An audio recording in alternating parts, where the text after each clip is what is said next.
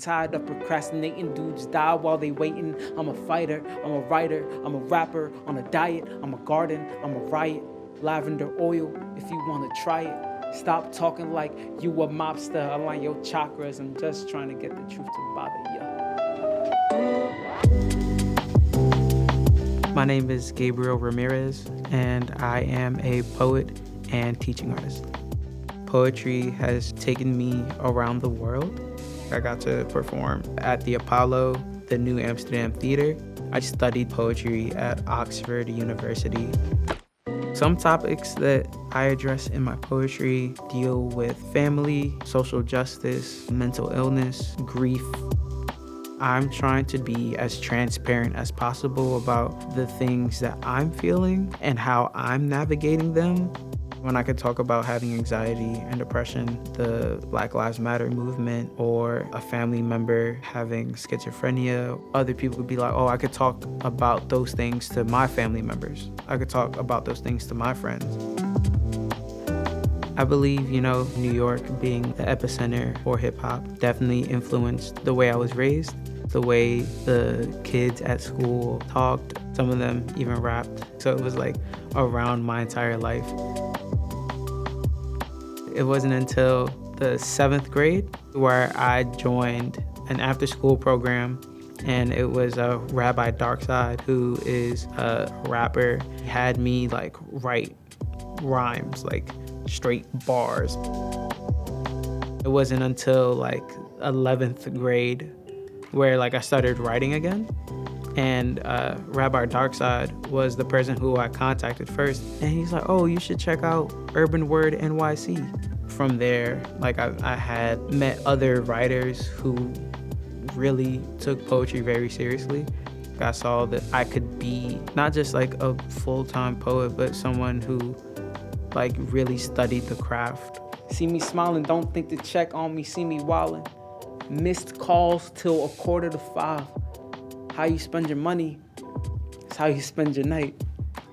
How you spend your days is how you spend your life.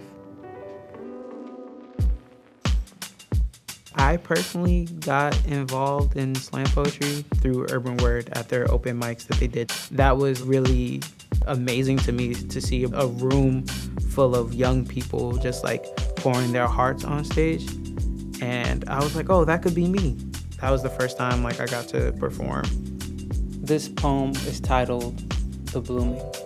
In Poetry Slam, they had this term oh, you black. All the ways I done messed up, all the people I hurt, all the people I loved.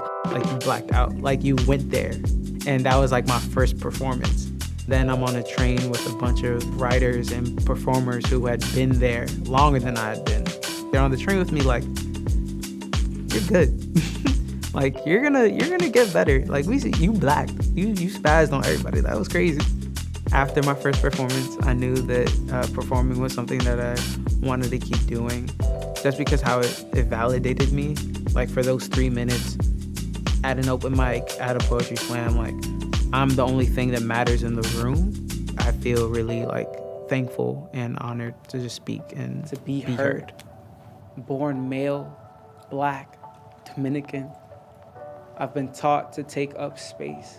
The moments that I feel that being a performer and a poet was more than just a hobby and something I could do for a career was engaging with audiences and people coming up to me after shows, talking about how much they felt seen, how much they identified with my work, me just doing for others what others had done for me, and understanding that that's part of the magic of what poetry is, and the superpower of making people feel things just by saying something. What I hope to get people to understand is that if they have any kind of community that supports them, that they can ask for their assistance. And for me, that's the poetry community. They help me acquire the resources and give me the tools necessary to make this possible, to be a poet, to educate young people, and to love poetry for the rest of my life. Here, I will never be alone.